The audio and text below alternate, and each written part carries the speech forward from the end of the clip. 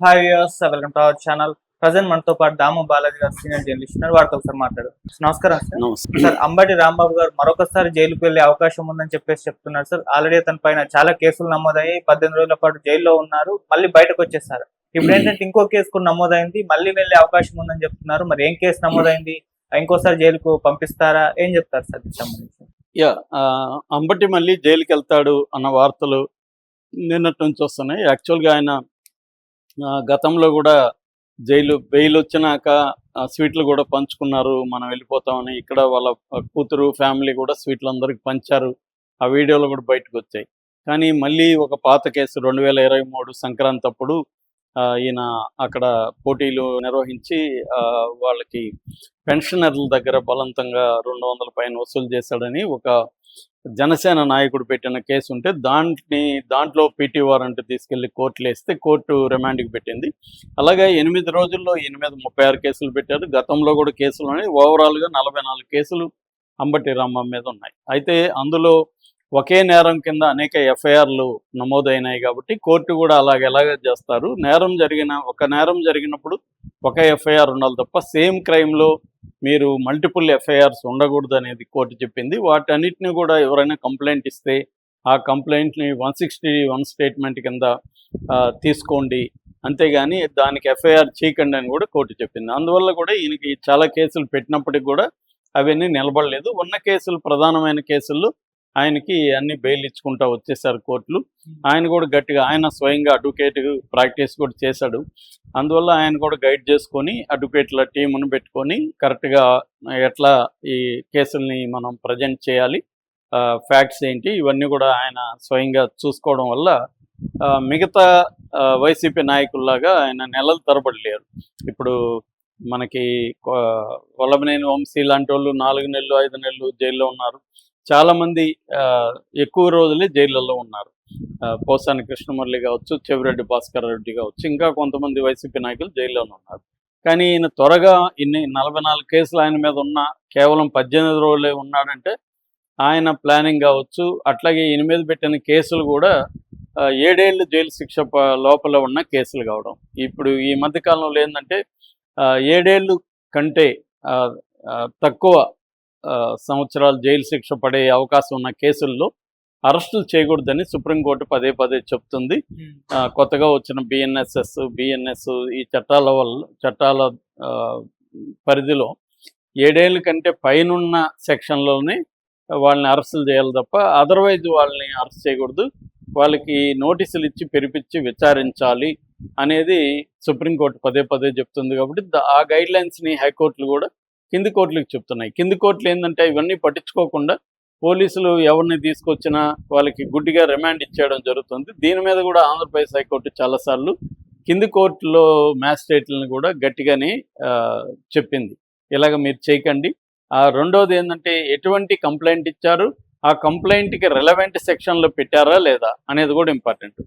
Complaint ఏదో ఇస్తారు, వీళ్ళు 108 బిఎన్ఎస్ ఇలాంటివి పెట్టేస్తారు. అంటే క్రిమినల్ సిండికేట్లో మెంబర్ అని ఇంకోటి, అదేంటంటే ఒక పోస్ట్ పెట్టుంటారు వాళ్ళు. సో ఇలాగా ఎందుకంటే బెయిల్ రాకూడదు కాబట్టి అది చేయడం, లేదంటే కావాలని ఒక ఎస్సీ దగ్గర కంప్లైంట్ ఇచ్చి ఎస్సీ ఎస్టీ పెట్టేయడం. ఇలాగా బెయిల్ రాకుండా చేయడానికి ఏమేమి అంటే సుప్రీంకోర్టు మార్గదర్శకాలని ఉల్లంఘించకుండానే వీళ్ళని ఎలా జైలుకి పంపించవచ్చు అని ఒక క్రియేటివ్ టీం పనిచేస్తుంది ఈ విషయంలో. అది ప్రతి ప్రభుత్వంలో కూడా ఇప్పుడు టీమ్స్ వర్క్ చేస్తున్నాయి. తెలుగుదేశానికి ఉన్న బలం ఏంటంటే వ్యవస్థల మీద మంచి పట్టు ఉంటుంది, ముఖ్యంగా లీగల్ దీంట్లో మంచి స్ట్రాంగ్ టీం ఉంటుంది. అందుకని వాళ్ళు వెరీ ఆర్గనైజ్డ్గా కేసులు పెట్టగలరు. కానీ రాంబాబు విషయానికి వచ్చేసరికి హోల్ ఎపిసోడ్లో రాంబాబు మీద ఫస్ట్ చాలా తీవ్ర వ్యతిరేకత వచ్చింది. చంద్రబాబు మీదని అలా దారుణంగా మాట్లాడడం, దానికి రాంబాబు కూడా మళ్ళీ సారీ చెప్పాడు. నన్ను కూడా మా మదర్ని వీళ్ళందరినీ, మా ఇంట్లో వాళ్ళందరినీ తిడుతూ నా మీద దాడి చేసినప్పుడు నేను కౌంటర్గా అలా స్పందించాను, బట్ అది కూడా తప్పే, నేను అలా మాట్లాడకూడదు అని అన్నాడు. అయినప్పటికీ ఆయన ఇంటి మీద గల్లా మాధవి ఎమ్మెల్యే ఆధ్వర్యంలో దాడులు జరిగాయి. దాదాపు 7 గంటల పాటు ఇంటి మీదకి వెళ్ళారని చెప్తున్నారు. అయితే వాళ్ళ మీద మాత్రం కేసులు అయితే పెట్టారు, కానీ కేసులకి స్టేషన్ బెయిల్ ఇచ్చి వాళ్ళని పంపించేశారు. ఈయనేమో జైలుకి వెళ్ళాడు. ఈ ఎపిసోడ్లో తెలుగుదేశం మీద కూడా విమర్శలు వచ్చాయి.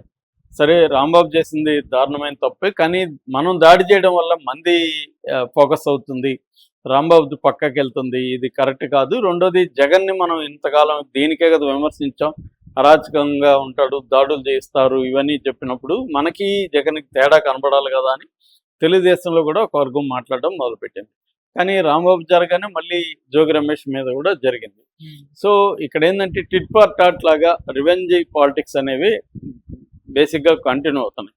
దీంట్లో ఇందాక చెప్పినట్టుగా లేని సెక్షన్లు, అంటే కంప్లైంట్లో లేని నేరాల కింద సెక్షన్లు పెట్టి చేయడం, కొంతమందిని అయితే అసలు పోలీస్ స్టేషన్లోనే తీసుకెళ్ళి కేసులు పెట్టకుండా, కోర్టుకు పెట్టకుండా కింది స్థాయి కేడర్ని కొట్టడం, తెప్పించడం అది చేస్తున్నారు.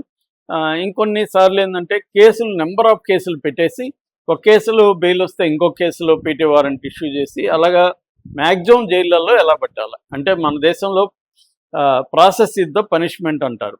అంటే ఈ ప్రక్రియ ఉంది కదా, న్యాయ ప్రక్రియలోనే నీకు పనిష్మెంట్ వచ్చేస్తుంది. నువ్వు నేరం చేసావా లేదా అనే సంబంధం లేదు.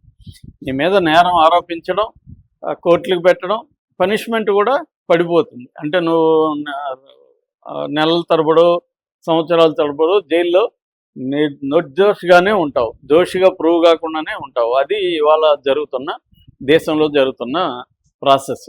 దీన్ని గట్టిగా కోర్టులు కూడా అడ్డుకోలేని పరిస్థితి మన దేశంలో కనిపిస్తుంది. అంటే రాజకీయ ప్రత్యర్థుల్ని ప్రధానంగా ఇలాగా వేధించడం అనేది అన్ని పొలిటికల్ పార్టీలు చేస్తున్నాయి. ఏ పొలిటికల్ పార్టీ కూడా శుద్ధపోసేం కాదు, అన్ని పొలిటికల్ పార్టీలు చేస్తున్నాయి. ప్రతిపక్షంలో ఉన్నప్పుడు వాళ్ళకి డెమోక్రసీ గుర్తొస్తుంది, కానీ అధికారంలోకి వచ్చినాక సేమ్ వాళ్ళ లాగానే వీళ్ళు కూడా బిహేవ్ చేస్తారు, లేదా ఇంకొంత ఎక్కువ చేస్తారు. సో ఈ కాంటెక్స్ట్లో ఈయన 18 రోజులు అయితే ఉంచగలిగారు. ఇప్పుడు ఆయన ఇంకా ఉంచడానికి వీళ్ళ దగ్గర ఏం కేసులు లేవు. అందుకని నిన్న మళ్ళీ ఒక గొడవ క్రియేట్ అయింది. ఎందుకంటే రాంబాబు రాజమండ్రి నుంచి వస్తున్నప్పుడు ఆయన జక్కంపూడి రాజా మిగతా నాయకులు కూడా వచ్చారు. దాంతో పెద్ద ఎత్తున కాన్వాయ్తో బయలుదేరి వచ్చారు. దానికి ఎక్కడంటే అక్కడ అడ్డుకుంటూ వచ్చారు. మంగళగిరి దగ్గర గుంటూరు కాజా టోల్ గేట్ దగ్గర ఆయన్ని ఆపేశారు.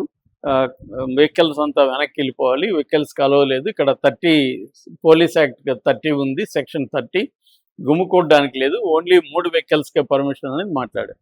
రాంబాబు కూడా గట్టిగా ఆయన సరే వాళ్ళతో మర్యాదగా మాట్లాడకుండా మంగళగిరి ఎస్ఐ వెంకట మీద చాలా నీ అంతు చూస్తానని మాట్లాడి, నువ్వు కానీ నా వెహికల్స్ని దించితే నేను పాదయాత్రకి వెళ్తాను, దానివల్ల మీకు ఇంకా ప్రాబ్లం, వెహికల్స్ అయితే త్వరగా వెళ్తాయి, పాదయాత్ర అయితే ఇంకా ఇది అవుతుంది, నీ ఇష్టం అని చెప్పి బెదిరించడాన్ని ఆ వీడియో ఇప్పుడు వైరల్ అవుతుంది.